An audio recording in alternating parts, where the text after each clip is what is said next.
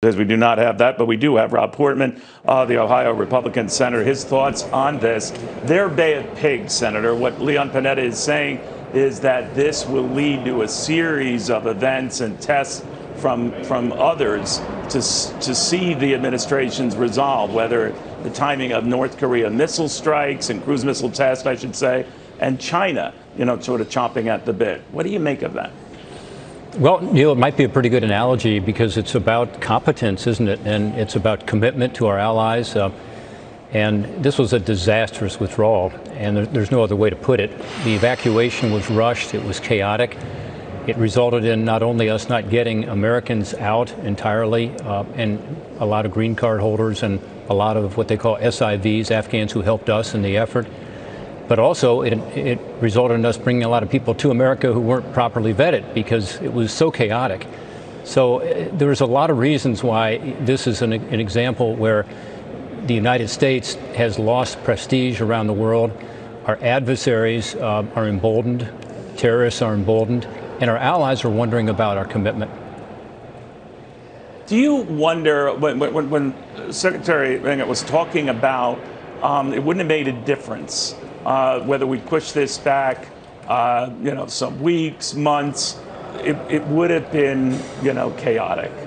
What did you think of that? Well, in my questioning, I focused on that because I thought that both the Democrat questioners and the Secretary were using a false choice. They were saying either it was going to be a great expansion of the military effort and a war that the Taliban would engage us on, maybe another 20 years. One choice. Choice two was this kind of a rushed and chaotic and precipitous withdrawal, with the evacuation being, such a disappointment. So that's not the choice. The choice was to keep Bagram Air Base open, to keep our air power there, to provide close air support for a period of time while we did an orderly transition. That obviously is the way it should have gone. I don't think there's anybody who looks at it now that doesn't agree with that. So they set up a false choice, and I think the American people are too smart for that. I mean, they know that this didn't have to be this way. American power is unrivaled in the world still. We have the ability to tell the Taliban, we're going to take our time, do this right, and, if you attack us or attack American citizens, there will be severe consequences. That's what we should have done. And from talking to military planners who know a lot more about this than I do, there is a way to do it by keeping Bagram open, by keeping our forces there to be able to respond, particularly air support, and to do this in an orderly way that would have permitted us to leave with a lot more dignity and respect around the world. Senator, I'd be remiss if I didn't bring up this Bob Woodward book that's getting a great deal of buzz in the final weeks of the Trump administration, where there was internal concern that he was obsessing over the election results, was getting increasingly depressed, erratic, manic, whatever you want to say, and that General Milley was so concerned that he was looking at ways to prevent a possible wag the dog moment on the part of Donald Trump to attack someone or to do something unsettling. What do you make of that? I don't know. I mean, I've only heard the rumors about the book. I haven't read it yet, Neil, and I assume it's based on anonymous sources, which you have to wonder about.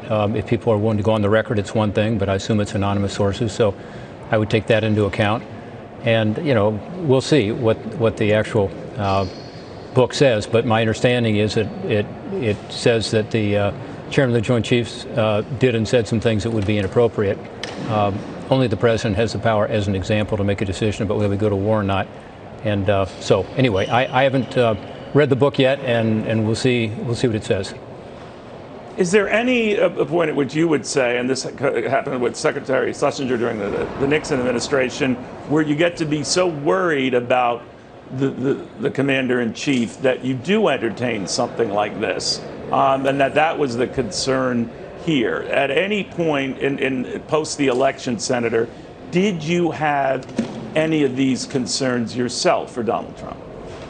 No, because he was surrounded by a lot of people who were, like the chairman of the Joint Chiefs, respected individuals, and and the president did not do the things that you suggested that people were concerned about. So no, Senator, how would you not feel concerned. if the general did this, or that these charges prove accurate? Do you think that's a punishable offense, that he should be relieved of his duties if he were trying to usurp or check the commander-in-chief?